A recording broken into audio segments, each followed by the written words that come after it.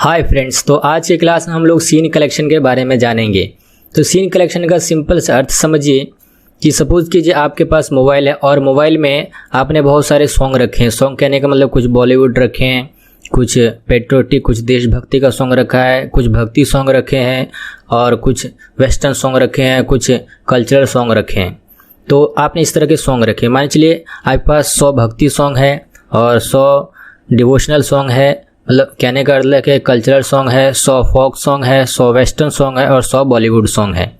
तो अब अगर आप एक ही फोल्डर में इन सबको रख देंगे और अगर बाद में आपको ढूंढना हो कि मेरे को अभी भक्ति सॉन्ग चाहिए, तो आप कंफ्यूज हो जाएंगे कहाँ से मैं ढूंढूं। तो जैसे वहाँ पे आप अलग अलग फोल्डर बनाते और लिख देते हैं कि यहाँ पे म्यूज़िक लिख दिया और म्यूज़िक में क्या लिखे आप, फिर से उसके अंदर गए, उसके अंदर एक फोल्डर बनाया भक्ति सॉन्ग। तो भक्ति सॉन्ग के अंदर आपने 100 म्यूज़िक रख दिए। फिर आप म्यूज़िक में गए, उसी म्यूज़िक में एक और नेम से फोल्डर बनाया, क्या आपने लिखा देशभक्ति सॉन्ग। तो वहाँ पे आप फिर मान चलिए 100 सॉन्ग रख दिए और फिर म्यूज़िक में ही जाके वहाँ पे आपने लिखा वेस्टर्न सॉन्ग, तो वहाँ भी 50 सॉन्ग रखें। फिर म्यूज़िक में जाके उसी में एक नया फोल्डर बनाया आपने और वहाँ पे लिखा क्या, इंडियन सॉन्ग या बॉलीवुड सॉन्ग। इस तरह से आपको एक म्यूज़िक फोल्डर है और उस म्यूज़िक फोल्डर के अंदर जब आप एंटर करते हैं तो फिर एक फोल्डर है छोटा सा, सब फोल्डर इसको बोलते हैं, और उस फोल्डर में आपने लिखा भक्ति सॉन्ग और उसके अंदर फिर 100 सॉन्ग है। इस तरह से बनाते। तो क्या होगा, जब आप सर्च करेंगे और आपको ढूंढना होगा तो आप तुरंत से ढूंढ लेंगे, आपको कन्फ्यूज़न नहीं होगी। उसी तरह से इस सॉफ्टवेयर में आपको बहुत सारे सीन की ज़रूरत पड़ेगी। उस सीन को अगर फोल्डर वाइज हम सीक्वेंस वाइज नहीं अरेंज करेंगे तो आगे चलकर हम खुद ही कंफ्यूज हो जाएंगे और खुद ही हमको प्रॉब्लम आ जाएगी कि हम इसको किस तरह से अरेंज करें और कहाँ पे हमने उस चीज़ को रखा हुआ है, ठीक है। और इतना स्पेस भी नहीं हमारे पास रहेगा। तो आपके पास यहाँ पे ऑप्शन दिया हुआ है, यहाँ पे आप राइट साइड में देख रहे हैं सीन कलेक्शन। तो इसी के अंदर आपको यहाँ पे जितना भी कुछ, मान चलिए आप 100 या थाउजेंड्स भी आइटम जोड़ते हैं, रखते हैं, तो यहीं पे आपको मैनेज करना आना चाहिए कि यहाँ पे आप किस तरह से इसको रखते हैं। तो जैसे यहाँ पे मैंने एक सीन कलेक्शन है, यहाँ पे कलेक्शन है, तो कलेक्शन को यहाँ पे मैं नेम देता हूँ, सपोज कीजिए कैरेक्टर। अब ये कैरेक्टर नाम का मेरा फोल्डर है। अब ठीक है, अब इस कैरेक्टर में मैंने क्या रखा है, ये रखा आइटम, सपोज ये।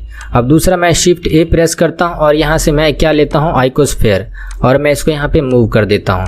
फिर शिफ्ट ए प्रेस करता हूँ और यहाँ पे मैं ये विस्फीयर लेता हूँ, यहाँ पे मूव करता हूँ। शिफ्ट ए प्रेस करता हूँ और यहाँ पे जाके मैं सिलेंडर लेता हूँ, इसको यहाँ मूव करता हूँ।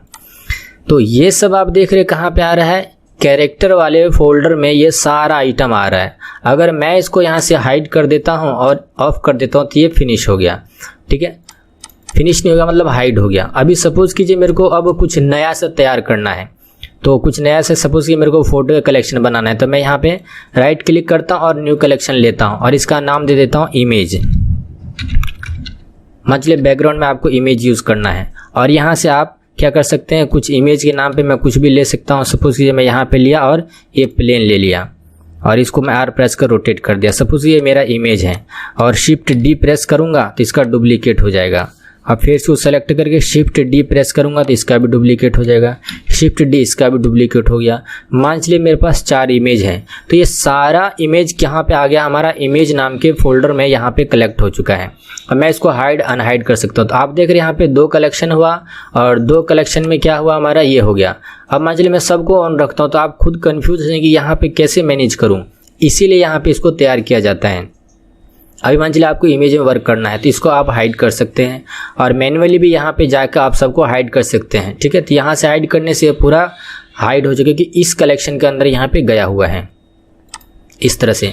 अब मान चलिए आपको न्यू कलेक्शन लेना है तो यहाँ पे सीधा राइट क्लिक कीजिए और न्यू कलेक्शन लीजिए। इसका नेम आप दे दीजिए बैकग्राउंड, या मैं यहाँ पे लिख देता हूँ शॉर्टकट में BG।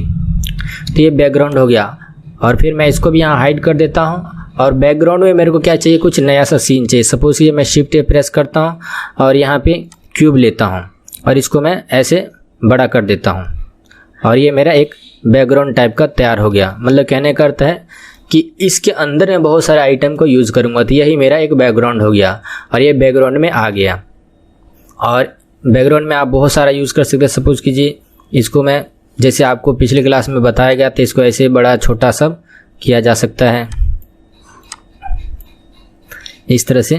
ये बैकग्राउंड में मान चलिए मैंने इसको ऐसे 3 प्रेस करके और बैकग्राउंड में ये सीन रखा। तो जितना भी आप बैकग्राउंड में मान चलिए पेड़ रखना है, पौधे रखने हैं, स्कूल्स रखने हैं, वाटर रखने हैं और कुछ भी आपको चेयर्स रखनी है, सब बैकग्राउंड सीन में। तो बैकग्राउंड नाम का एक फोल्डर ही हमने बना दिया और उस सब के अंदर ही सबको रख दिया। इससे क्या होगा, एक कैरेक्टर आपका बनते जा रहा है और यहाँ से आप क्या कर सकते हैं, एक नया सा कलेक्शन ले सकते हैं। मान चलिए मैंने इसको नया कलेक्शन लिया और इसको मैं यहाँ पे रख दिया और इसको मैं एक न्यू नेम दे देता हूँ। मैं कुछ भी जैसे मान चलिए कार्टून तैयार कर रहा हूँ तो मैं फनी कार्टून लिख देता हूँ। फनी कार्टून के नाम से मेरा ये तैयार हो चुका है और मैं इसको यहाँ पे इस सीन के अंदर मैं इमेज को भी रख देता हूँ, इसको भी रख देता हूँ और इसको भी रख देता हूँ। अभी आप देखिए ये फनी कार्टून नाम से मेरा क्या हुआ, ये तैयार हो चुका है एक सीन जो कि इस सब का हेड है। मतलब कहने का मतलब सबसे ऊपर ये रखा हुआ है और मैंने ये ड्रैग करके रखा। अब मैं इसको ऑफ करता हूँ, अभी जितना तीनों कलेक्शन है इस कलेक्शन के अंदर जा चुका है, ठीक है। और यहाँ पे आपको दिख रहा है कि 9 मैश है और 3 कलेक्शन है। तो आपने 3 कलेक्शन बनाया। अब जब इसको ऑन करेंगे तो आपके अंदर 3 कलेक्शन दिखेगा। अब ये सब आपका कलेक्शन है फोल्डर का नेम। अब इसको क्लिक करेंगे तो इसके अंदर आपको छोटे छोटे फोल्डर्स नजर आएंगे, इसके अंदर नजर आएंगे, इसके अंदर नजर आएंगे। तो इससे क्या हुआ, आपको स्पेस ज़्यादा मिल गई और यहाँ पे ज़्यादा मतलब इतना सारा चीज़ नहीं है कि जो कि हमको दिखने में प्रॉब्लम करे। तो ये साफ़ सुथरा रहना बहुत इंपॉर्टेंट है। तो इस तरह से हमने फ़नी कार्टून के अंदर सारे आइटम को जोड़ दिया और एक सिंपल बना लिया। अब मैंने चलिए इसको करना है, अब मैं सभी आइटम में वर्क नहीं करना है, सिर्फ बैकग्राउंड में वर्क करना है तो मैं बैकग्राउंड को ही सिर्फ ऑन रखता हूँ। इसको भी नहीं रखना है तो सिर्फ कैरेक्टर में काम करना है तो कैरेक्टर का आइटम को रखूँगा। इमेज में वर्क करना तो सिर्फ इमेज का आइटम को रखूँगा। तो इस तरह से कलेक्शन बनाना आप ज़रूर सीखिए और इसकी प्रैक्टिस ज़रूर कीजिए। ये बहुत इंपॉर्टेंट है। जब आप कैरेक्टर बनाएंगे तो उसमें बहुत सारे सीन्स की, बहुत सारे आइटम्स की और बहुत सारे बैकग्राउंड इमेज की ज़रूरत पड़ेगी। तो इस तरह से आप इसको मैनेज ज़रूर कीजिए। दूसरा ये है, अब मान चलिए यहाँ पे जो बटन दिख रहा है आइकॉन का हाइड अनहाइड, अगर मैं यहाँ से इसको यहाँ से लेता हूँ और मैं यहाँ से हाइड कर देता हूँ तो सभी, तो ये क्योंकि इसके अंदर ये सब आइटम आए इसलिए इसको हाइड करने से और सब हाइड हो जाएगा। अब इस कैरेक्टर के अंदर ये जो नीचे एरो दिखा रहा है, इस कैरेक्टर के अंदर 1 2 3 4 5 6 आइटम है। अगर मैं इसको हाइड करता हूँ, मान लीजिए इसको सेलेक्ट किया, आप यहाँ से दिख रहा है, अगर मैं इसको यहाँ से लेफ्ट क्लिक करता हूँ तो हाइड अनहाइड होता है।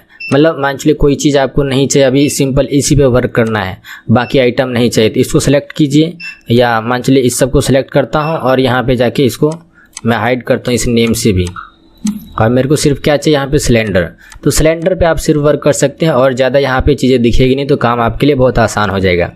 इसका हाइड अनहाइड करने से यहाँ सीन से हाइड जरूर होगा, बट आप रेंडर निकालेंगे तो ये क्यूब आपको जरूर दिखेगा।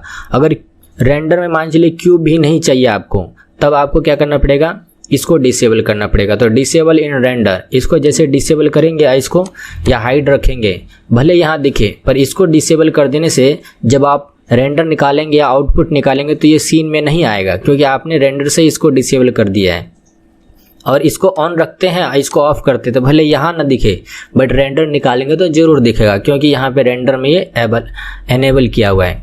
तो इस तरह से आप इसको कर सकते हैं। आप मान लीजिए कोई आइटम को डिलीट करना है तो सिंपल यहाँ पे सिलेक्ट कीजिए और डिलीट प्रेस कीजिए, ये डिलीट हो जाएगा। इसको सिलेक्ट कीजिए, डिलीट प्रेस कीजिए, डिलीट प्रेस कीजिए, ये सब डिलीट होता जाएगा। पूरे सीन को डिलीट करना है, इस तरह से आप इसको पूरे को डिलीट कर सकते हैं। तो आपने इस वीडियो में देखा किस तरह से कलेक्शन को अरेंज किया जाता है और इतने सारे आइटम को किस तरह से मैनेज किया जाता है। तो इसको जरूर प्रैक्टिस कीजिए, प्रैक्टिस करने से ये सब कुछ संभव हो पाएगा। और मिलते हैं नेक्स्ट के वीडियो में।